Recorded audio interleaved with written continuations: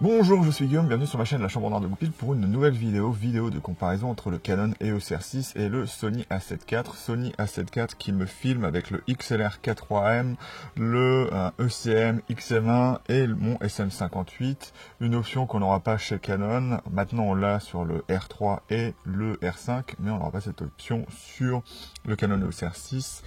Pour avoir de l'audio XLR, il faudra passer par le jack 3.5, quoi qu'il arrive. Alors cette comparaison, j'ai failli pas la faire et je l'ai déjà faite, mais j'ai eu des petits problèmes d'export, donc je la recommence et je vais essayer d'être un peu plus rapide là-dessus.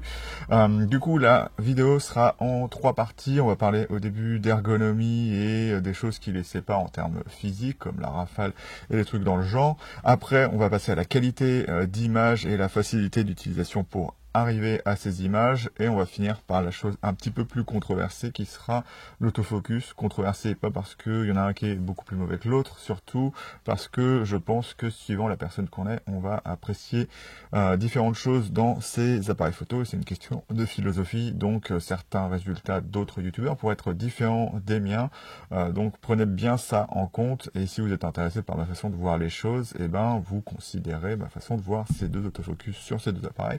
Mais on va commencer tout de suite avec l'ergonomie en commençant par le Canon EOS R6.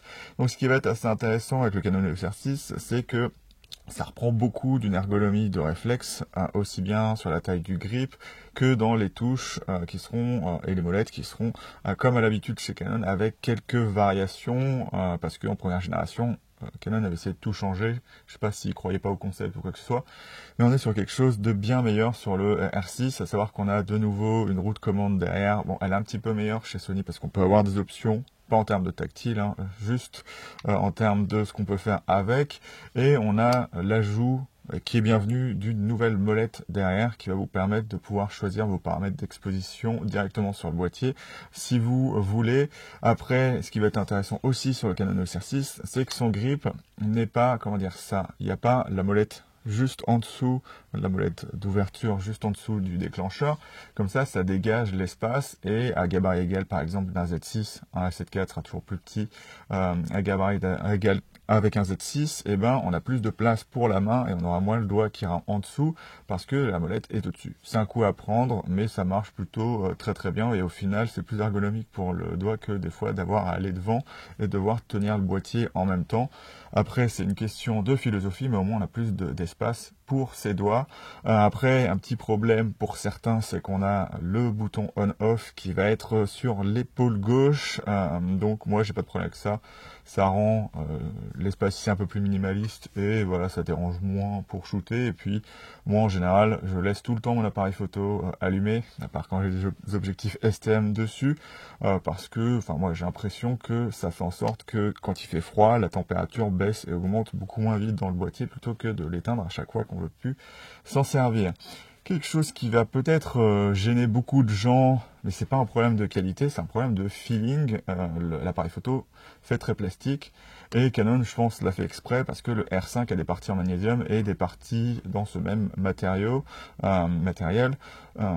parce que, eh ben, il a un feeling de plastique, alors que ce sera moins le cas sur un R5, et c'est pas un problème de matériel au final, comme je vous l'ai dit, parce que c'est vraiment très solide, voire plus solide que du magnésium, parce que c'est de la fibre de verre coulée dans du polycarbonate, donc un plastique plus. Et l'avantage, c'est que les rayures se verront moins, on n'aura pas de peinture qui part, comme sur les arêtes souvent des Sony lorsqu'on les utilise beaucoup et qu'on ne fait pas attention. Lui, de loin, il restera toujours très très bien, à part si vous avez les mains grasses et que eh ben, vous allez avoir des traces sur le plastique. Mais c'est pas un problème de matériel, et si vous vous inquiétez de la qualité, que ce soit de l'écran orientable, qui fait pour moi un petit peu plus cheap que chez Sony, mais comme je le dis souvent, ça n'a jamais empêché à tous les Canon depuis le 60D de marcher de très très bonne manière si on ne veut pas taper l'écran partout. Donc il n'y a pas de problème de ce côté-là. Et puis l'écran est bien défini, moins que le R5 et moins que les Nikon, mais plus que les Sony. Il est assez clair. Alors moi j'ai jamais remarqué qu'il y avait de la différence avec Sony. On peut le mettre très très, comment dire ça, avec une luminosité très très élevée, comme sur le Sony. Le Sony est un petit peu moins lumineux que le R6, mais il n'y a pas de quoi fouetter un canard, on va dire ça. Et le viseur aussi est très très bon, on est sur un 3,69 millions de pixels. L'expérience est très très bonne pour prendre des photos et des vidéos. On a un piqué qui est vraiment bien restitué et l'image reste constamment la même, même si en basse lumière, on va se retrouver avec un framerate qui baisse là-dessus, qui est un peu gênant. Le problème a été réglé sur le R5 en firmware, enfin dans le dernier firmware. Sauf que en 1.5.0, sauf que sur le R6, je ne sais pas pourquoi c'est pas venu. C'est un petit peu dommage et c'est un petit peu perturbant. C'est comme lorsqu'on est en SNQ en mode accéléré. Et là, on voit quand on fait un panning, c'est un peu compliqué. Et pour voir clairement ce qu'on prend en photo, c'est des fois un peu compliqué, mais l'expérience, au moins en honnêteté, est très bonne. Là où c'est un peu moins bon, même par rapport au Sony, c'est que l'expérience lorsqu'on visionne ces images est vraiment moins bonne que lorsqu'on prend la photo ou la vidéo. J'ai trouvé ça assez étrange, c'est que le piqué baisse à partir du moment où on visionne la photo. Ce que je fais souvent pour vérifier ça, c'est que je prends la photo, je reste sur place, je mets play et là je m'aperçois que l'image est moins piquée. Donc c'est un petit peu dommage ça sur le Canon EOS R6.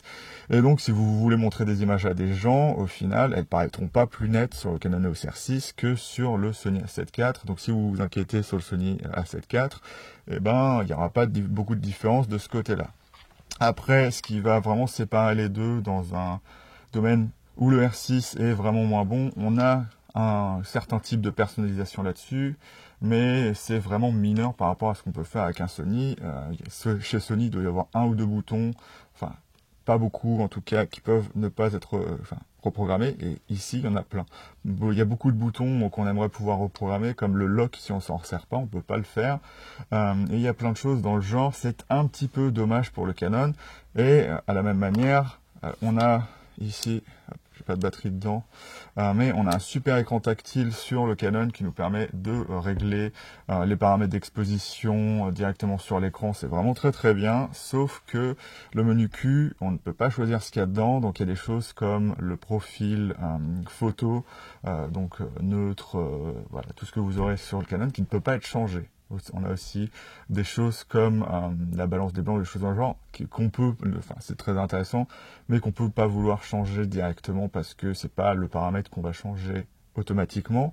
Enfin, souvent, et ben sur le R6, on peut changer rien du tout. Donc s'il y a des choses qui vous gênent et où vous voudriez mettre autre chose, ce n'est pas possible sur le Canon. Du côté des ports, on va avoir tout ce qu'il faut là où il faut, avec le petit truc dommage, c'est que l'HDMI est un HDMI micro type C ou D, je me souviens plus.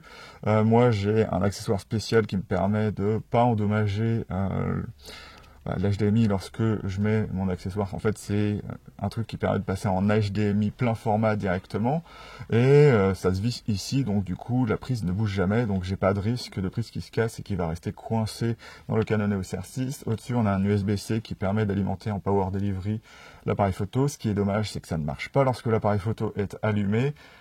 Voilà, donc on peut pas laisser le R6 tourner pendant qu'il y a une power bank dessus qui va l'alimenter comme les Sony, où on garde le même niveau de batterie jusqu'à ce que la power bank soit épuisée et qu'on retourne sur la batterie du A7 IV. Et sur l'A7 IV, ça m'a permis notamment dans le test de durabilité en 4K 4.2.0 de pouvoir faire jusqu'à 8 heures de vidéo, parce que la power bank n'a pas tenu plus longtemps, tout simplement. Et du coup, on aura aussi un port qui est en dessous là, que je vais pas pouvoir, parce qu'il est assez compliqué à accéder avec le L-bracket. On a un port pour la télécommande, donc c'est du jack 3.5. Donc ce qui est intéressant sur cette télécommande là, c'est que ça va être beaucoup plus simple que sur le Sony à trouver. Moi je conseille, si vous aimez les télécommandes, d'en prendre une avec un embout jack 3.5, enfin une entrée, et comme ça vous pourrez mettre tous les câbles que vous voulez. Ça m'a permis de ne pas changer de télécommande depuis le D750. Au-dessus, on va avoir ici le port micro et en dessous le port casque, et ces petits flaps là, vous pouvez penser que voilà, on peut penser que ça va partir un jour. Bon, je trouve qu'ils sont assez de qualité pour que ça donne pas cette impression, mais ça peut donner cette impression quand même d'inquiétude, on va dire ça comme ça. Mais ce qui est intéressant, c'est quand on a un L bracket, ça permet d'accéder très facilement au port, ce qui n'est pas le cas sur la 7 IV, même s'il a des ports qui sont beaucoup plus solides que sur le Canon EOS R6. Pour finir, on va devoir aller sur les ports de carte. Sur le R6, on a deux UHS 2, donc c'est quand même assez intéressant. Et avec la possibilité du R6 de faire 12 images par seconde en mécanique et 20 images par seconde en électronique, là où il bat de très très loin le Sony A7 IV, en électronique, oui, 20 images par seconde, on sera en 12 bits. Donc un RAW un petit peu plus compressé, et en 12 images par seconde, oui, on est en 14 bits sur cet appareil photo. Donc encore une fois, ça bat le A7 IV, qui sera pour le coup, lui, limité à 10 images par seconde, qu'on soit en électronique ou en mécanique, et qui aura 6 images par seconde lorsqu'on est en 14 bits, que ce soit en électronique ou en mécanique, ce qui est un petit peu dommage, enfin en fichier non compressé en tout cas. Et donc, ce qui est intéressant sur le Canon EOS R6 et cette Rafale, c'est que le buffer n'est pas illimité, mais déjà avec des toutes petites cartes, par exemple les SanDisk de base qui sont V30, les extrêmes, celles qui sont dorées, on peut déjà à 100 ISO, parce que la Rafale baisse en fonction des ISO, à 100 ISO on peut avoir jusqu'à 120 images de suite, et le buffer se reconstitue assez rapidement, il se reconstitue plus rapidement sur le A7 IV, où c'est assez équivalent. Mais du coup on peut faire 120 images sans problème. Il se reconstitue moins vite, sûrement à cause de la carte, et moi je ne conseille pas forcément ces cartes là, juste parce que si vous êtes par exemple professionnel, pour les transmettre à votre ordi, ça va être vraiment très très long, donc une V90 sera mieux juste pour le fait d'aller plus vite pour télécharger ces photos sur son ordinateur, mais on n'a aucun problème, on peut prendre des V30, des V60, des V90. On a le choix au moins en photo. En vidéo, il faudra avoir des cartes V60 et ça marche vraiment très très bien sur cet appareil photo puisque on n'a qu'un seul vrai réglage de log qui va être une compression H265 en 422 10 bits. Donc c'est le maximum que vous pouvez faire là-dessus et les V60 sont suffisantes là-dessus. Et donc on en a fini à peu près pour l'ergonomie du R6. Ce que je n'ai pas dit, c'est que les accessoires qui peuvent aller sur le R5 et le R3 ne peuvent pas aller là-dessus parce qu'on n'a pas encore la nouvelle griffe multi-accessoires alimentée qui arrivera dans la prochaine génération. Donc je pense que ce sera un avantage lorsqu'il y a un R6 II. Pour ça, c'est qu'on pourra faire du son en 24 bits, ce que l'on ne peut pas faire aujourd'hui, même si on a des XLR avec un adaptateur externe. Donc maintenant, on va passer au Sony A7 IV après cette longue description physique du Canon EOS R6. Pour ça, comme je filme maintenant avec le A7 IV, avec la compensation du focus breathing, donc voilà, vous voyez pas de différence, mais on a un gros crop dans l'image. D'ailleurs, vous verrez dans les exemples de rolling shutter que j'ai fait, il y a un moment où on passe en 120p, où on a l'impression que le cadre s'élargit, c'est juste qu'il n'y a plus la compensation de la variation. Et donc, on va prendre l'A7 S3 pour décrire l'ergonomie de l'A7 IV. Donc pour moi, c'est une des meilleures ergonomies. Alors, il y a un gros défaut déjà de base pour certaines personnes, c'est que si vous avez des grandes mains, le fait d'avoir un petit boîtier, Sony adore faire des boîtiers miniaturisés pour avoir le plus de technologie dans le moins de place possible. Donc c'est vers ça qu'ils avancent, ce qui fait qu'ils ont quelques défauts, notamment sur leur gamme professionnelle. Mais moi, je le trouve très très bien. Donc quel est le problème? C'est que les grosses mains, donc le grip est pratiquement aussi bon que le Canon, sauf que c'est le dégagement à côté de l'objectif qui est un peu problématique puisque l'appareil photo est tout petit. Donc dès qu'on a des optiques qui deviennent très très grosses très très vite, eh ben on peut plus placer ses doigts derrière. Et moi je dois avouer que même avec mes petites mains, dès que j'ai des gants, eh ben c'est quand même compliqué de prendre des photos avec la 7 IV ou la 7 S3. C'était un peu moins le cas sur la 7 III parce que le grip était beaucoup plus petit, mais on avait le problème du coup des grosses mains qui pouvaient pas se placer dessus et certains doigts passeront par en dessous. Donc voilà, si vous aimez pas avoir le doigt qui passe en dessous, moi ce qui est marrant, c'est que c'est un espèce de truc, c'est un peu comme si moi c'est genre je suis obligé de faire ça pour avoir l'impression que l'appareil photo il va pas tomber, mais il y a beaucoup de gens qui n'apprécieront pas ça.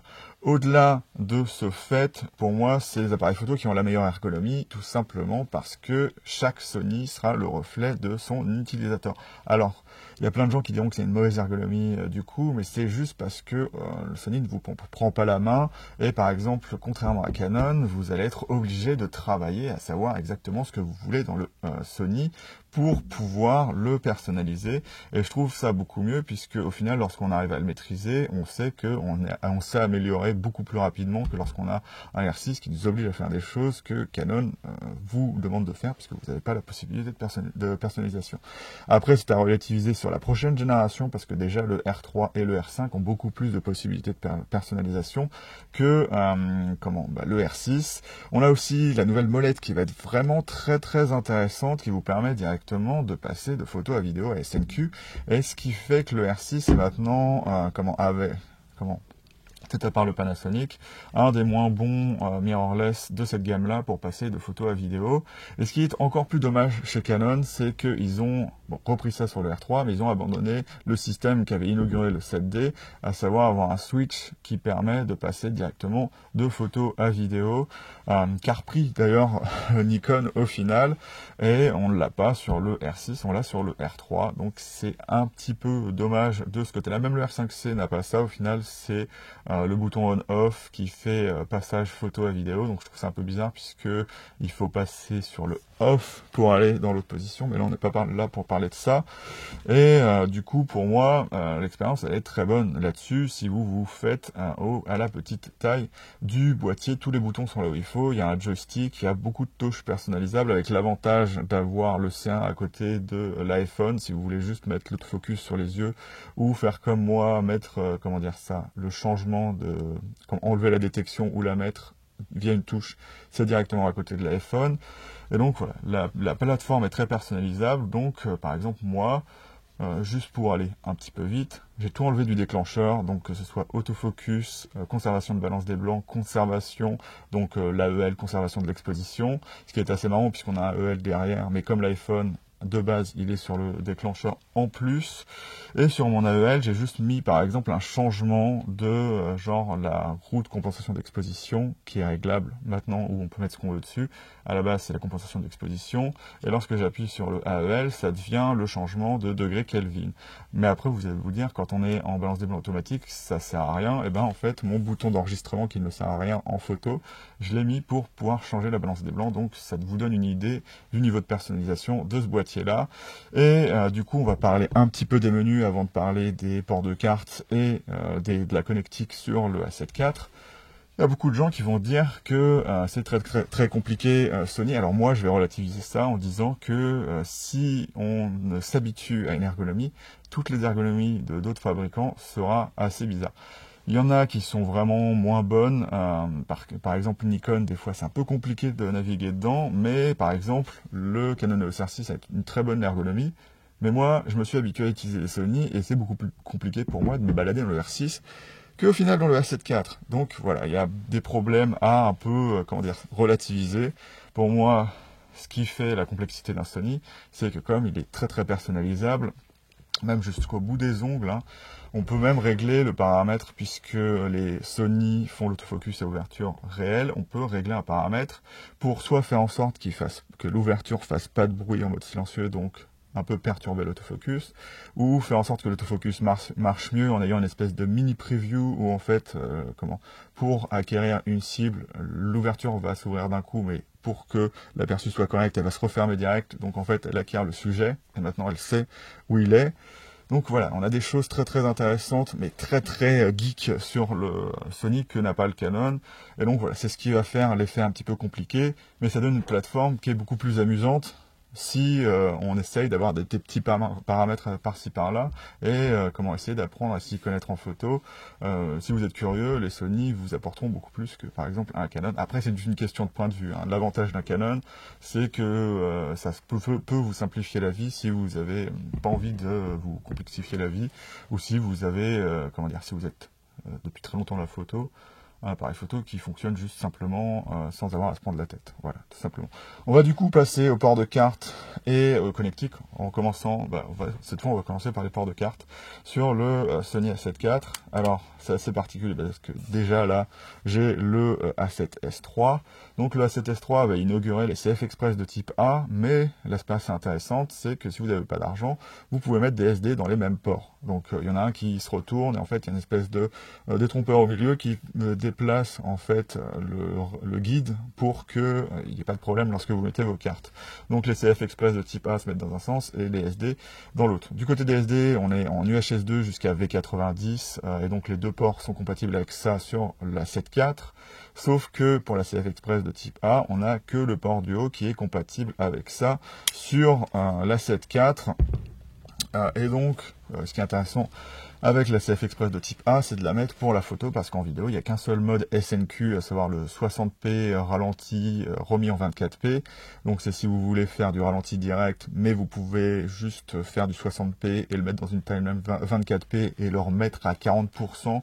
Donc la CF Express de type A n'est pas vraiment utile. En plus, lorsque vous êtes en SNQ, vous perdez le son. Donc la CF Express de type A est très intéressante, surtout en photo ou lorsqu'on est en compressé ou en non compressé. Donc on aura 6 images par seconde et 10 images par seconde à l'infini. Donc c'est 900 et quelques photos, mais si des fois votre cible se barre et que vous relâchez légèrement le déclencheur, ce sera l'infini. Et donc c'est ça qui va être intéressant vis-à-vis du R6, c'est qu'on a vraiment une rafale qui est infinie avec un buffer qui est vraiment se recharge beaucoup plus vite, ce qui même le sépare de ses compères, la 7.3 et même la 7R3, où tout le monde dit oui voilà, la rafale elle est mieux sur ces appareils photo là. Le A7R3, si vous êtes en V90, je le rappelle, c'est exactement la même chose que le A7 IV, donc à savoir 25-26 photos en non compressé, sauf que le A7 IV aura un buffer qui va se vider beaucoup plus vite que la 7R3. Du coup, voilà, les CF Express de type A, je les conseille pour faire de la photo, même si elles sont quand même un petit peu chères. Donc voilà, SDV90, vous direz jusqu'à 26 photos en non compressé, un petit peu plus, je crois que c'est 40 en compressé 12 bits. Et donc on va passer au port sur le A7 IV. Donc avec le L-bracket, comme le boîtier est un petit peu plus fin que le R6, c'est plus compliqué avec n'importe quel L-bracket, puisque c'est du système Arca, donc il y a une largeur à respecter, mais on a ces petites portes sur charnière qui sont assez qualitatives. Donc moi j'ai un peu scié l'arrière de ce L-bracket Small Rig et ça marche vachement bien maintenant. Donc pour commencer, on va voir notre port télécommande, qui est un petit peu plus compliqué à trouver que celui du R6. Le R6 c'est la base, puisque c'est un jack 3.5. Donc tout ce qui marche en jack 3.5, que ce soit des trucs pour flash ou n'importe quoi, voilà, pour toute télécommande filaire, c'est beaucoup plus simple à trouver pour le R6. Là, c'est un espèce d'USB 2 assez étrange, beaucoup plus long, donc ça vous demande d'avoir une référence précise pour pouvoir trouver le type de câble que vous voulez pour l'attacher à votre télécommande. On a un USB de type C, et comme je l'ai dit par rapport au R6, il peut permettre de maintenir l'appareil photo dans un état stable en vidéo. Le problème, c'est que lorsque vous serez dans les versions non compressées du 4K, notamment, on aura de la surchauffe qui arrivera assez vite, et elle arrivera encore plus vite parce que recharger sa batterie directement dans l'appareil photo fait que la chauffe arrive beaucoup plus rapidement, et donc ça peut surchauffer. Mais si vous aimez faire des vidéos sur YouTube principalement, je conseille pour ce type de média de ne pas prendre les versions non compressées, parce que si vous regardez un export typique YouTube, adapté à YouTube, par exemple sous Premiere, c'est 16 mégabits par seconde, donc c'est un peu crade, et donc faire du 60p 600 mégabits par seconde ou du 24p 240 mégabits par seconde, ça ne servira à rien sur YouTube. Donc restez plus dans un mode soit H.264 si votre ordi est un peu vieux, soit le H.265. Moi c'est un peu limite pour ça, et c'est pour ça que mon export, je pense, a craché. Mais voilà. De ce côté-là, on aura des choses assez intéressantes au niveau du port USB. Je ne vais pas vous le montrer parce que je ne peux pas y accéder rapidement, mais je vous l'ai fait dans le test. Il y a donc allez voir mes tests si vous voulez avoir des choses plus particulières sur chaque boîtier. Il y a le port casque qui est ici, et au-dessus on a le port micro. Le port micro, c'est le seul port déporté de l'écran, parce que le problème de ces charnières, c'est qu'elles bloquent l'écran. Et en fait, Sony a fait en sorte de pouvoir avoir son micro qui ne gêne pas l'ouverture de l'écran arrière. Du coup c'est plutôt pas mal. Bon, moi j'ai un L-bracket, donc ça ne me sert à rien. Et ici, la chose la plus intéressante qu'on va avoir, même si du coup on n'a pas le RAW 12 bits comme sur le A7S III qui est ici d'ailleurs, donc lui il peut faire le RAW 12 bits, c'est qu'on a un HDMI plein format. Et l'avantage, c'est que tous les câbles HDMI de base peuvent aller là-dessus. On n'est pas obligé d'acheter des câbles adaptés pour micro USB, j'allais dire, micro HDMI. Donc c'est quelque chose d'assez intéressant là-dessus. Maintenant, on va parler des displays. Ce qui est assez intéressant, on va dire ce qui est assez intéressant, puisque les displays sont soit égaux, soit moins bons que sur le Canon EOS R6.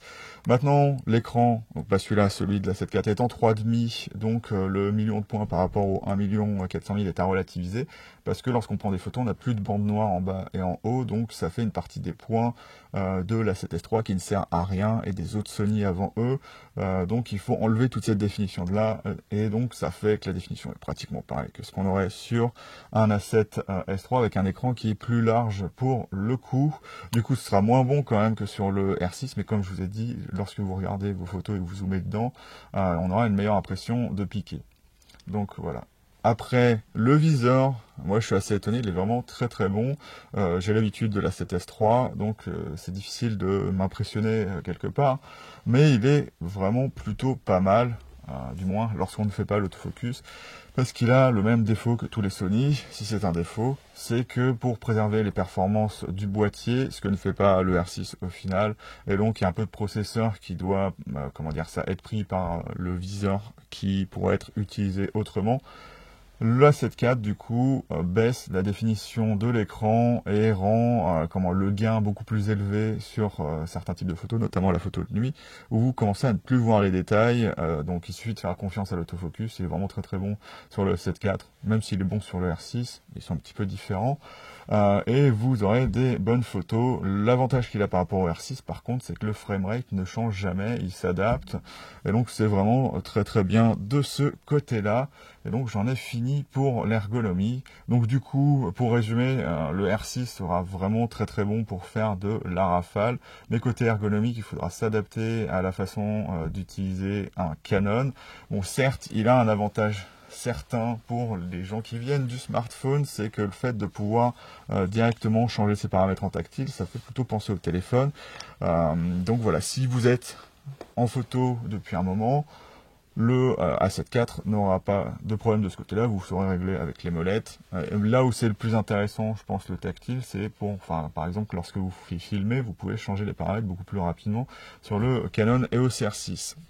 Mais du coup, voilà, rafale du côté du Canon EOS R6, et de ce côté-là, on aura buffer infini sur le A7 IV si vous avez une CF Express de type A, et bien évidemment, on a les 33 millions de pixels, et du coup, en parlant de 33 millions de pixels, on va passer à la qualité d'image entre le Canon EOS R6 et le Sony A7 IV. Alors, ce qui est assez étonnant lorsque j'ai fait mes tests, je m'attendais à voir des différences, notamment dans la balance des blancs. Alors en colorimétrie, ils sont un peu différents, puisqu'on a Sony et Canon d'un côté, on n'a pas les mêmes paradigmes. Canon aime bien avoir des couleurs un peu flatteuses, notamment dans les tons de peau, donc ça se reflète aussi dans la colorimétrie, qui est légèrement différente de celle de la 7 IV. Pourquoi je dis légèrement différente ? C'est que je suis allé prendre des photos avec les deux, donc je vais vous mettre surtout des exemples de nuit pour vous montrer comment le A7 IV marche, surtout en haut ISO, pour que vous vous inquiétez pas par exemple du bruit qu'il y a entre les deux boîtiers, puisqu'il y a plein de gens qui estiment qu'il y a beaucoup de bruit sur le A7 IV, ce venant de la 7 III. Pour rappel, le A7 IV, si on prend la 7 III, son capteur c'est 72% du Sony A7 IV. Donc si vous prenez la 7 IV, alors c'est un concept pas évident pour la plupart des gens. Si vous voulez imprimer une photo, ce qui se fait très peu aujourd'hui, si vous prenez la taille maximale d'impression de la 7 III et qu'après vous revenez avec un fichier d'A7 IV pris exactement de la même façon, il y aura moins de bruit dans la 7 IV, même si à 100% on a l'impression qu'il y a plus de bruit que sur la 7 III. Pourquoi ? Eh bien parce qu'il a besoin de moins de pixels pour faire la photo, du coup les pixels vont se mélanger et le bruit va naturellement disparaître, tout en ayant une image qui paraît plus piquée que sur le A7 III. Donc c'est à relativiser, et donc c'est à relativiser aussi sur le R6, parce que si on fait un petit produit en croix, on s'aperçoit que le R6 c'est 60% de la définition de l'A7 IV, et donc les images que je vous montre directement dans Lightroom, j'ai fait en sorte de les montrer à 100% pour montrer du coup que le A7 IV mis à 100% a un petit peu plus de bruit que sur le R6. C'est pas vraiment énorme, surtout à 8000 ISO par exemple, là où je suis même allé à 10 000 ISO. Je sais pas si j'ai gardé des rushs de 10 000 ISO, mais du coup, il se compare vraiment très très bien, surtout lorsqu'on le met à 66%, puisque j'avais pas l'option de mettre 60%, le bruit devient égal, sinon meilleur sur le Sony A7 IV, donc c'est à relativiser. Et puis si vous partez dans l'autre sens en vous disant que comme le bruit est meilleur sur le R6, vous pouvez l'agrandir jusqu'à la A7 IV pour avoir un meilleur résultat, ce n'est pas le cas, vous allez perdre en piqué. Alors vous pouvez imprimer nativement avec le R6 la même taille que le A7 IV, vu qu'on est en 300 dpi, une image qui sera relativement similaire à ce qu'on peut faire avec la 7.4, mais on aura une certaine perte de piqué pour une image un petit peu plus veloutée, ce qui peut plaire à certains, mais comme la structure du bruit du R6 avec moins de pixels est plus grosse, c'est d'ailleurs encore plus vrai sur la 7S3, donc il y aura beaucoup plus de problèmes de ce côté-là, eh ben, on a l'impression d'avoir une image qui est beaucoup plus bruitée à la fin, même si elle pourrait se comparer lorsqu'on les imprime. Voilà, tout simplement. Donc, sur les tests de qualité, ce qui est assez impressionnant entre les deux, et j'en ai pas encore parlé, c'est que je parle juste de légères variations colorimétriques parce que, ce qui est assez étonnant, à part dans certains cas, c'est que je sais pas si c'est la technologie qui, dans chaque appareil photo, a évolué pour être vraiment très très précise, et c'est des appareils photo qui ont des super balances des blancs, et pour le coup, comme elles ont des super balances des blancs, je me suis retrouvé à avoir exactement, dans certains cas, la même balance des blancs. Je prenais une photo dans le ciel, donc je les ai comparés souvent, j'ai fait 50 mm Sony, 50 mm Canon au début. C'est vrai qu'il est un peu plus vieux et moins bon, même si le 50 mm 1.8 du R6, enfin du Canon, est pas forcément génial non plus. Les deux se comparent assez bien et j'ai comparé notamment de nuit le 16 mm de 8 avec le 20 mm de 8, 1.8 Sony. Je dis de 8 parce que je l'ai mis à 2.8 comme il fait l'autofocus à ouverture réelle pour pouvoir les comparer tous les deux et donc comparer les ISO à même ouverture au final, ce qui est un peu compliqué parce que 1.8 ça donne quand même beaucoup plus de latitude pour faire des photos. Et du coup, lorsque je me suis retrouvé à faire des photos par exemple d'étoiles où j'ai comparé les deux, eh ben, il a fait exactement 3450 Kelvin, ce qui est assez étonnant. Donc voilà, l'optique 16 mm, en termes optiques, elle est un peu moins bonne que le 20 mm. Ça dépend des cas, parce que des fois j'ai une image un peu plus lavée sur le A7 IV, parce que le flair fait un peu mal aussi au 20 mm 1.8. Donc voilà, ça se joue entre les deux. Ce qui est assez étonnant, et que vous verrez dans la qualité d'image, du coup ici, c'est que le 16 mm, comme d'ailleurs toutes les optiques comme ça, c'est ça que j'adore chez Canon, c'est certes un design qui pourrait avoir existé dans les années 80, voire 90, parce que mon 24 mm de 8, qui a mon âge d'ailleurs, produit des images relativement similaires, peut-être un peu moins bonnes en traitement de lentilles, mais on a des images exceptionnellement nettes, pour une optique qui a juste une formule optique vraiment basique, parce qu'il y a beaucoup moins de traitement que sur des optiques modernes, tout simplement, mais il y a juste, par exemple, si vous voyez les photos d'étoiles que j'ai fait, des moments où, pas au milieu, mais sur les bords, on voit la lumière rentrer dans l'objectif et ça fait des choses un peu pas très jolies. Mais voilà, en comparant les deux, ils sont vraiment très très similaires, donc il va falloir voir si vous préférez avoir surtout les 20 mégapixels pour avoir une meilleure rafale, ou les 33 millions de pixels pour avoir la définition. Côté qualité d'image, moi j'irais plutôt du coup sur le Sony A7 IV, surtout parce que j'ai une préférence pour les optiques Nikon, Canon, non, Sony. Mais ça c'est une question de préférence, donc voilà, je ne vais pas m'engager dans ce terrain-là, je vais juste un petit peu en parler en conclusion. Et donc voilà, qualité d'image photo, c'est vraiment très très bon. Pour ce qui est de la qualité d'image vidéo, on est très très bon aussi de ce côté-là, mais si on compare les deux, on peut voir un petit peu de différence. Et on a une dynamique plus faible sur le Canon EOS R6. Et ce qui est un petit peu dommage, c'est que le Canon Log premier du nom est très très bon en bruit, mais a moins de dynamique que le Canon Log 3. Mais le Canon Log 3 donne un petit peu plus de dynamique pour avoir beaucoup plus de bruit derrière, et c'est plus de bruit que même sur le S-Log 3. Et le problème, c'est que avec un petit peu de manque de dynamique, on peut pas rebaisser le niveau de bruit en surexposant, parce que si on surexpose, eh ben on se retrouve facilement avec du cramé qu'on peut pas récupérer, qu'on peut récupérer un petit peu plus sur le Sony. C'est pas non plus mirobolant, mais ça se voit que le Sony est un peu plus utilisable de ce côté-là. D'ailleurs, leur lot le montre aussi. Le Sony, a des lots qui vont beaucoup plus essayer de récupérer les hautes et les basses lumières. Et le RC. Bon, après c'est différent, hein, c'est Canon et Sony, donc je peux pas vraiment argumenter. Je commence à me dire que je suis allé sur un passage glissant. Mais voilà, on a beaucoup moins de travail sur le lot du Log 3. Après, c'est à relativiser parce que chacun va mettre sa sauce, à savoir que le lot de base Sony du Canon Log 3 est très désaturé, donc il faut beaucoup le resaturer pour arriver au même résultat que le Canon. Donc voilà, c'est plus une question de préférence, mais en tout cas, il y a plus de dynamique dans le A7 IV. C'était un petit peu confus ce que je viens de dire. Du coup, mais voilà, on est très confortable sur les deux. Le désavantage que va avoir le Canon, c'est que on peut avoir une image de qualité, mais on est très très limité. On est limité toujours si on veut du 10 bits en Canon Log 3, Canon Log, 2, non, Canon Log, ça aurait été très bien d'avoir le Log 2, et HDR.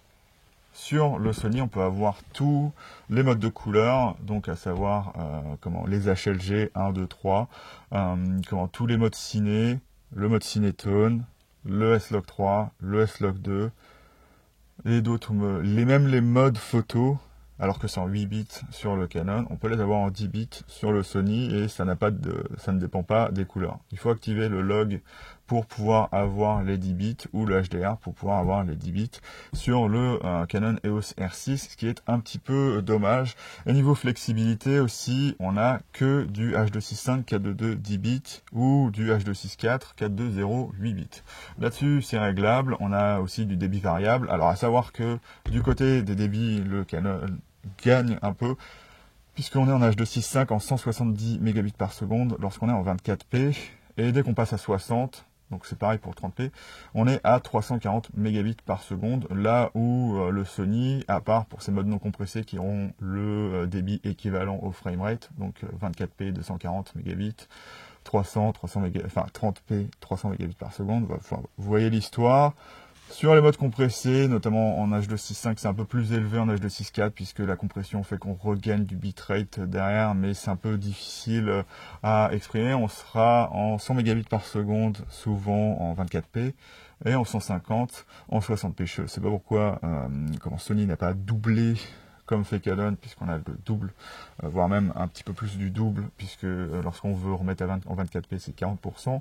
Voilà. Mais on aura un meilleur bitrate chez Canon, mais on a cette flexibilité de, si on veut avoir des fichiers plus légers, on peut redescendre à 50 mégabits, mais en étant toujours en 10 bits. On peut passer en 420 10 bits, ce qui va faire que le A7 IV gagne aussi sur l'autonomie et sur la surchauffe de ce côté-là, puisqu'il y a beaucoup moins de processing que sur le Canon. Et je les ai comparés en 422 10 bits alors que je l'avais jamais fait, c'est pour ça que j'ai vu ça sur le Sony. Donc voilà, il y a la flexibilité d'un côté, mais les deux au final auront une très très bonne qualité d'image. C'est juste qu'avec le R6, vous êtes coincé à avoir au final des gros fichiers, ce qui n'est pas forcément le cas sur le Sony. Et le Sony peut avoir une meilleure qualité parce qu'il peut avoir aussi le non compressé. Donc voilà, c'est le choix à faire de chaque côté. Là où il y aura quelque chose d'un peu plus évident, c'est du côté de la surchauffe des deux appareils photo. Le R6 surchauffe, c'est de notoriété publique, le R6 surchauffe. Il y a beaucoup de gens qui se demandent si le A7 IV surchauffe. Le A7 IV surchauffe déjà moins que le A7 III. Et comme le R6 a beaucoup évolué avec le temps, le Canon EOS R6 surchauffe moins que le A7 III. Donc déjà, ceux qui ont le A7 III, ne vous posez pas de questions avec le A7 IV. Mettez d'ailleurs les deux appareils photo en mode surchauffe en température haute. Le seul truc que ça change, c'est que vous pouvez vous brûler sur les boîtiers un peu plus sur le A7 IV, puisque la chaleur est plus concentrée derrière l'écran sur le R6, lorsque vous êtes en mode température haute. Mais du coup, vous aurez, comme je vous l'ai dit, si vous êtes en 4.2.0 10 bits, la possibilité d'enregistrer jusqu'à 10 heures enfin 8 heures sans problème. Après, ce sera la limite de carte et la limite de vos powerbanks que vous pouvez brancher derrière. Après, si vous mettez en PTAP ou en DTAP, il n'y aura aucun problème. Un gros problème du R6, donc la surchauffe, elle peut arriver au-delà de 1h15, 1h30, donc maintenant c'est plutôt confortable, sauf qu'on a toujours la limite des 30 minutes, donc ça vous oblige à tout le temps regarder si l'appareil photo, va s'arrêter, ce qui est un petit peu dommage. On peut y remédier en mettant un petit enregistreur externe, sauf que le problème de l'enregistreur externe sur le R6, et c'est la même chose avec le mode qui va avoir de différent avec le A7 IV, le A7 IV n'a pas de time-lapse vidéo interne, il a de l'hyperlapse, donc moi je fais de l'hyperlapse pour faire du time-lapse, mais le seul problème c'est qu'on a une moins bonne qualité que sur le R6, puisque effectivement lui va prendre des photos et les reconvertir en vidéo, ce qui est beaucoup plus efficace en niveau bruit que directement faire de la vidéo ou avec un échelonnage des frames beaucoup plus lointain, parce que ça reste de la vidéo, donc c'est moins qualitatif sur le A7 IV pour le coup que sur le R6 qui du coup fait des JPEG et met le fichier en mauve. Ça c'est intéressant, c'est bizarre, c'est le seul mode où il y a du mauve sur le R6, mais ce que je voulais dire du coup, c'est que comme lorsqu'on fait du time-lapse vidéo, l'appareil photo se met en veille au bout de 30 minutes, parce qu'il n'y a pas de réglage de veille infinie. Donc le problème avec l'enregistreur externe, c'est que normalement le HDMI devient esclave de l'enregistreur. Voilà, donc vous enregistrez, c'est juste quand il n'y a plus de batterie là-dedans que ça va s'arrêter, bien évidemment. Le R6 n'est pas esclave, son HDMI n'est pas esclave de de votre enregistreur externe. Le Sony C, il enregistrera ce que vous voulez. Donc ce qui est assez intéressant avec les deux, c'est comme on a 4.2.2 10 bits, on peut faire du ProRes 4.2.2 avec. Bon, on sera quand même limité au bitrate de chaque appareil photo.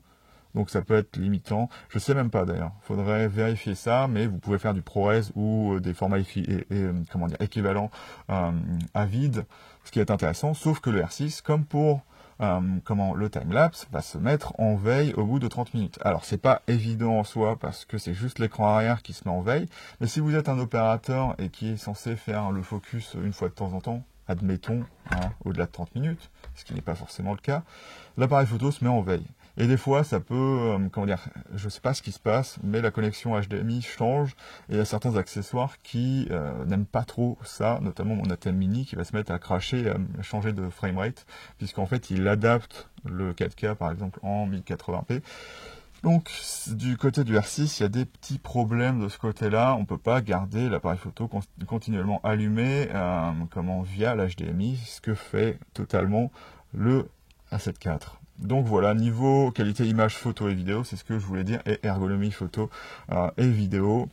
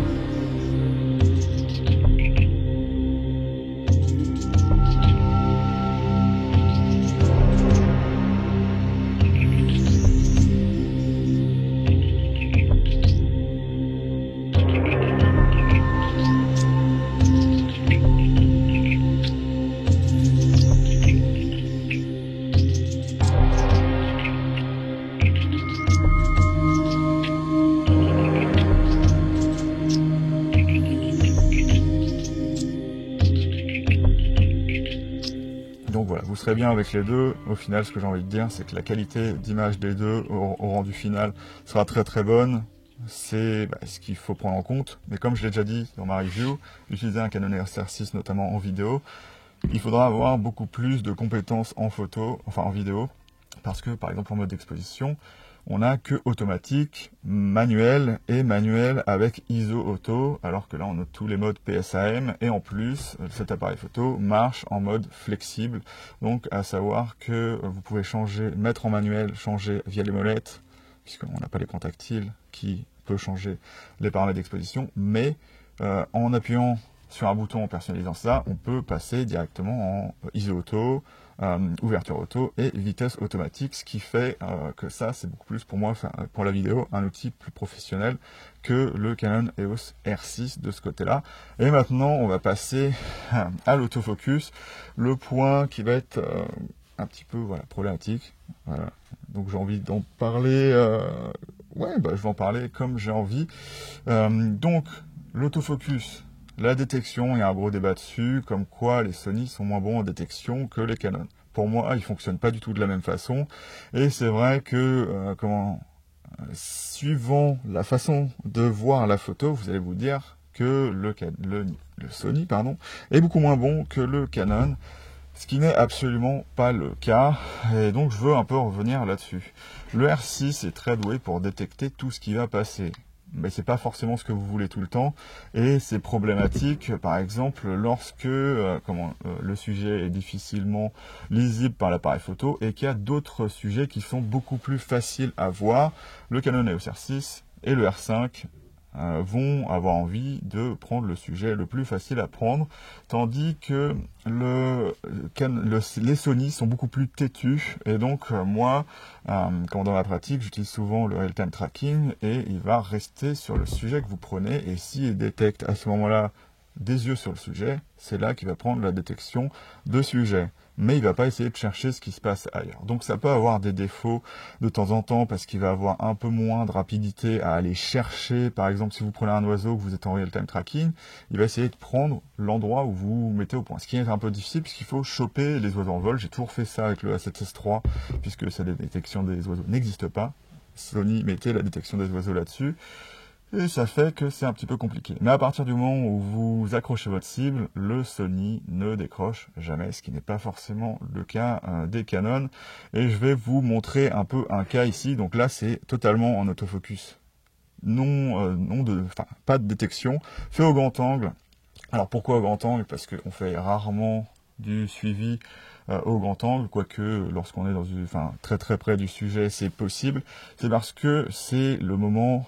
c'est les optiques qui seront le plus difficiles avec ce type d'autofocus parce que les détails sont beaucoup plus loin. Donc les détails sont plus petits, donc l'autofocus de suivi marchera beaucoup moins bien.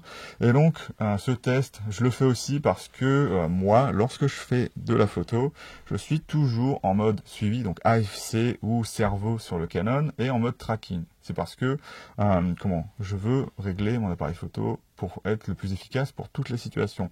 Alors vous pouvez penser que c'est assez ridicule, mais au final sur le Sony, à part changer la détection de sujet, je peux rester en mode tracking sans problème pour faire du paysage, de la photo d'animalier, de la photo de portrait sans aucun problème. Et donc là, pour vous montrer un peu un exemple, j'ai fait ça chez moi et j'ai testé le mode tracking en collimateur initial sur chaque boîtier. Et ce qui va être intéressant chez Sony, c'est qu'on a deux types de suivi. Donc si on est en real-time tracking, le mode large va essayer de chercher quelque chose en particulier, et sinon il utilisera le même type d'autofocus suivi que celui-là, mais par exemple on n'a pas de mode suivi large sans qu'il essaie de détecter un sujet particulier sur le R6, ce qui est un petit peu dommage, et le R5 aussi. Donc je les ai pris en faisant du real-time tracking, et là, l'appareil photo qui gagne, c'est le A7 IV, parce que comme je vous l'ai dit, il isole une surface, et comme il n'est pas aussi dépendant de la détection de sujet que le R5 et le R6, il s'en sort beaucoup mieux. Et le Sony, pour moi, a beaucoup d'avance là-dessus, et un gros avantage de Sony, dont j'ai déjà parlé, c'est qu'il fait l'autofocus à ouverture réelle, et donc moi je peux passer de 2.8 à f8 à f22 sans problème. Vous allez me dire, chez Canon, ça ne pose pas de problème, puisque comme ils font l'autofocus à pleine ouverture, on n'a jamais ce problème-là. de décroissance de l'autofocus en termes d'efficacité, puisque f22 il est quand même moins efficace qu'à f8, mais à f8 il est aussi efficace qu'à 2.8 ou à 1.8 sur le Sony. Et ben, le problème, c'est que, est-ce que vous avez entendu parler de focus shift avec l'ouverture? Il y a des optiques, notamment non professionnelles, ou même des optiques professionnelles qui, comment dire ça, comme vous avez des optiques qui sont pas parfocales, donc quand vous zoomez le point focal, la mise au point change. Il y a des objectifs, dès que vous voulez faire, comment dire ça, là, comment dire, changer d'ouverture, la mise au point change légèrement aussi.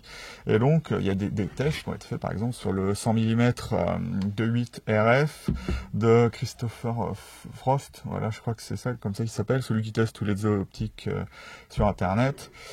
Sur YouTube, pardon, et ben il y a du focus shift sur le nouveau RF 100 mm macro, et donc ce que ça fait, c'est que lorsque vous êtes à 2.8, vous avez l'impression que l'optique est plus piquée que vous êtes que quand vous êtes par exemple à f8, ce qui n'est pas le cas. C'est juste qu'il faut contrôler en manuel avec le détecteur de profondeur de champ qui est ici, si vous êtes au point. Et ça pose un problème aussi parce que en composition, vous n'avez aucun moyen de voir votre profondeur de champ dans le viseur ou sur l'écran arrière, ce qui est le cas chez Sony. Et ce qui est aussi intéressant chez Sony, c'est que vous pouvez vous dire, c'est dommage qu'il y ait toujours cet autofocus à ouverture réelle, puisque ça lui donne un gros désavantage vis-à-vis du Canon. Mais là où je trouve que Sony a beaucoup d'avance sur Canon, c'est que cette ouverture réelle peut être contrebalancée en mettant le paramètre ouverture AF sur priorité mise au point. Et en fait, ce que ça fait, c'est que l'iris s'ouvre quand l'autofocus a du mal et va chercher le sujet à pleine ouverture, et une fois qu'il est accroché, il n'y a plus de problème, il peut refermer et il sait que, le sujet est là, et il peut continuer à faire son autofocus de phase et de contraste, contrairement au Canon qui n'a que l'autofocus de phase, parce que l'autofocus de contraste aide à être un petit peu plus précis. Donc si vous voulez que je fasse des vidéos sur les deux autofocus, je pourrais en faire une, mais il faut vraiment me le demander en commentaire, parce qu'il y a des choses spécifiques sur la façon dont les capteurs marchent. Mais voilà, c'est ce que j'ai constaté. L'autofocus du A7 IV est pour moi meilleur au niveau, physique. Mais peut-être que la détection du R6 est un petit peu meilleure, mais une bonne détection sans avoir un autofocus qui est solide, ça mène des fois à des situations où quand il n'y a pas de détection qui est possible, ce qui arrive souvent, le R6 et le R5 ont des gros problèmes en basse lumière notamment, où ils sont notablement plus lents que par exemple le Sony A7 IV. Donc oui, je vous dis pas que vous serez tout le temps à EV-6 ou à EV-4 lorsque vous faites des photos, mais ce qui est assez étonnant, c'est que il est noté comme étant plus sensible que le 7.4, ce qui n'est pas dans les situations réelles. Lorsque j'ai fait les images de nuit que vous avez vues tout à l'heure, le R6 fait les images nettes, il n'y a aucun problème là-dessus, mais il est moins sensible que le Canon, et ils sont très sensibles aussi à la sous-exposition, ils font moins bien l'autofocus lorsque c'est sous-exposé, ce qui se voit beaucoup du coup en vidéo, même si, je dois l'avouer, il a bien évolué le R6, et donc on n'est pas à l'abri aussi que le A7 IV devienne bien meilleur dans le futur qu'il ne l'est aujourd'hui, peut-être vis-à-vis des complaintes que les gens ont en termes de détection. Encore un petit défaut que je trouve au R5 et au R6 côté autofocus, si vous mettez l'autofocus non intelligent, il va quand même essayer de chercher un sujet, à savoir, j'ai ce petit exemple que j'avais déjà fait, puisque je refais la vidéo, lorsque vous prenez une bouteille, le Sony s'en fout que ce soit une bouteille. Vous pouvez vous dire, c'est un défaut, l'autofocus est pas bon. Pour moi, c'est un choix de Sony tout simplement de privilégier la précision de l'endroit où vous avez commencé, initialiser votre focus, plutôt que de, avoir de la détection. Pourquoi ça me dérange? Parce que si je veux par exemple prendre ça et qu'il voit ça, il va faire l'autofocus là-dessus. Si j'ai pas mis la détection sur la tête, sinon il fera la tête. Et donc le problème que ça pose, et pourquoi j'aime bien prendre ce sujet-là, c'est qu'il va faire un carré autour, sauf que l'autofocus de phase est assez feignant, dans le sens où le moins précis le moins précis est la zone de détection, plus l'autofocus va essayer de chercher plus les contrastes élevés et va faire sa phase là-dessus.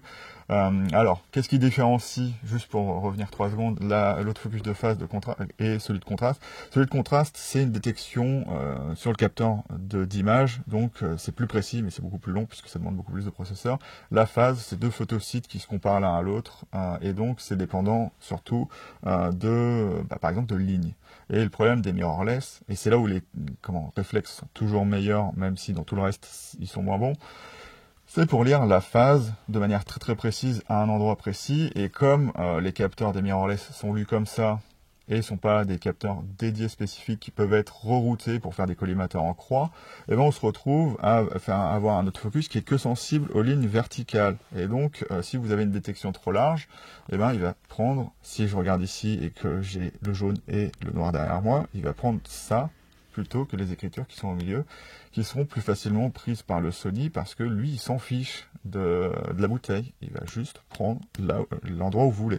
Donc c'est pour ça que j'aimerais qu'on relativise ce problème s'il y a un problème de détection. Il y en a qui vont dire que c'est le futur. Pour moi, la détection sur des sujets comme ça ne sera jamais assez précis et assez intelligent pour savoir exactement où vous voulez que ce soit mis au point. Donc voilà, de ce côté-là, on peut argumenter, hein, je ne dis pas le contraire, hein, il y a des pour et des contre, mais je trouve que le Sony s'en sort bien mieux de ce côté-là. Et vous avez vu dans les exemples que le R6 quand même galère vachement dès que, on a des patterns qui qui se répètent, notamment lorsqu'on prend une forêt de loin. Là, c'était la haie, alors que le A7 IV reste exactement là vraiment à l'endroit où vous lui avez indiqué. Ce qui n'est d'ailleurs pas le cas de la 7.3, et le R6 est meilleur que la 7.3, et le A7 IV de ce côté-là pour moi est meilleur que la 7.3 et que le R6. Après, si vous voulez plus de détails sur la détection et en quoi potentiellement le R6 peut être mieux, je pense qu'il y a d'autres personnes comme Damien Bernal qui feront des tests plus précis là-dessus. Et donc voilà, on va bientôt finir la vidéo qui sera quand même vraiment très très longue. J'étais beaucoup plus long que ce que je pensais avec même ma vidéo d'avant, mais j'ai fait ça beaucoup plus en continu. Donc en termes de conclusion, quel boîtier choisir? Bien évidemment, il y a le paramètre. Si vous voulez faire de la photo rapidement, c'est le R6. La qualité d'image est égale. On a plus de définition sur le A7 IV. Si vous préférez légèrement les couleurs du R6, qui je ne l'ai pas dit, comme ils préservent un peu plus la peau, sont plus, vont plus aller dans des tons un petit peu plus violet, rose. Et même si on a une évolution par rapport à la 7S3 en termes de précision des couleurs sur la 7.4, on a toujours ces verts un petit peu plus riches. Alors je dis pas qu'il devient vert un peu comme sur la 7S3, qui est celui-là d'ailleurs, pas l'autre. Mais voilà, il y aura quelques différences, et sur les exemples que je vous ai montrés, peut-être que vous verrez une préférence. J'ai préféré pas prendre de sujet parce que c'est vraiment, c'est personnel. Sony est réputé pour vous donner un teint de peau qui n'est pas très bon, mais c'est comme ça qu'est votre peau au final. Enfin, c'est ça le truc, c'est Canon, ils sont plus flatteurs avec les peaux. Alors la différence pour moi du Sony A7 IV avec le A7 III, et qui fera la différence pour vous, c'est la balance des blancs. Elle est stable sur le A7 IV comme sur le A7S III sur le A. Elle est très instable sur le A7 III. Moi j'ai eu des moments où je prenais 2 fois une photo et la balance des blancs avait changé de 500 Kelvin, voire même de 1000 Kelvin d'un coup. Et ça se voit vachement, et on comprend pas pourquoi. La balance des blancs est beaucoup plus stable là-dessus. La colorimétrie est plus stable en général et un peu meilleure. Et donc voilà. Donc qu'est-ce qui vous pourrait vous faire choisir le Canon ou le Sony? Moi, ce que j'aime bien chez les Sony, c'est que en termes de technologie embarquée dans les optiques notamment, on est beaucoup plus avancé. Sony n'a pas peur de mettre dans des optiques un peu plus, bas de gamme, des moteurs linéaires, ce qui n'est pas le cas chez Canon. Abandonner ces moteurs STM, c'est vraiment aujourd'hui, c'est plus à la page. Ça fait beaucoup de bruit. Moi, ça me dérange. Des fois, je suis en train de me filmer, j'entends le moteur. Voilà, alors que, la première fois que j'ai eu le R6, j'avais le 35 mm de 1.8, d'ailleurs que j'ai toujours, et ça m'a paru beaucoup moins futuriste que l'A7 III même, qui a un display qui est assez horrible, notamment le viseur, parce qu'on avait ces optiques qui font du bruit, franchement. Mes optiques qu'on dit moteur AFD des premiers EF fait pratiquement autant de bruit que ça. ou un petit peu plus, mais on est vraiment pas loin. Et donc voilà, Canon devrait abandonner ces optiques-là. Et en termes d'optique, il devrait faire une gamme un peu intermédiaire, à savoir que le dilemme, je vais vous dire, le R6 est moins cher et il utilise des cartes moins chères que le A7 IV. Mais pour faire par exemple de l'animalier, le A7 IV sera au final moins cher ou équivalent au R6. Par exemple, on va prendre juste un exemple pour pas aller trop loin dans la vidéo. Si vous prenez le téléobjectif de chaque marque en zoom, le 100-500 sur... Après, on a le 100-400, mais j'ai perdu, non, je sais pas pourquoi, j'ai l'impression d'avoir perdu une lumière, bon, c'est pas grave. On a le 100-500 là-dessus, on a le 100-400 qui est moins cher, mais si vous voulez faire, comment dire ça, avec, la tropicalisation là-dessus des photos animalières, vous allez prendre le 100-500 qui est à 3200 €. Ici, on est sur 2000 €.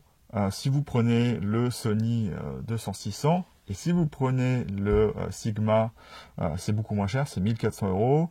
Et il y a aussi le Tamron, et donc il y a plein d'options différentes sur le Sony. Même on a des options alternatives au 24-70 et au 70-200, on a le 70-180 là-dessus, on a le 35-150. Donc au niveau optique, vous pouvez vous en sortir beaucoup moins cher là-dessus, alors que là, ce sera un petit peu plus compliqué. Vous pouvez, ce qui est bien sur le A7 IV, c'est comme il n'y a pas ce sujet de rafale moins élevé que quand on prend le A1 avec des optiques tierces, comme on est limité à 10 images par seconde, et ben ce sera très très bien pour utiliser ces optiques-là. Donc au bout d'un moment, il n'y a pas forcément de meilleur choix l'un que l'autre, c'est suivant bien évidemment ce que vous voulez faire.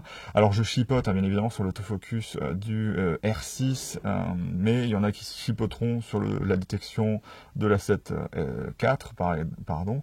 J'ai jamais eu de problème avec l'appareil photo en lui-même, j'ai fait des très très belles photos au téléobjectif avec, et voilà, moi je pense finir là-dessus. J'espère que j'ai été assez clair sur tout ce que peut faire les appareils photo. Je ne suis pas rentré dans les détails, peut-être que si vous me le demandez, je vous montrerai un truc sur l'autofocus précis de l'A7 IV et du R6, parce qu'il y a plein de choses dont j'ai pas parlé, parce qu'on pourrait faire des heures sur l'autofocus et voir ce qui peut troubler dans l'A7 IV par rapport au R6, parce qu'il y a beaucoup plus de modes. Et mon tuto sur l'autofocus là-dessus, plus je fais des comparaisons entre les deux, plus je me dis qu'il va être vraiment dense. Et donc voilà, je vais vous laisser là-dessus, je vais pas continuer plus loin parce que l'édit va être encore plus long que celui d'avant, en espérant que ça ne crache pas. Et donc, si vous avez aimé la vidéo, n'hésitez pas à liker et vous abonner si vous êtes arrivé jusque là. Et moi je vais vous dire salut et à bientôt dans la chambre noire de Goupil. Salut!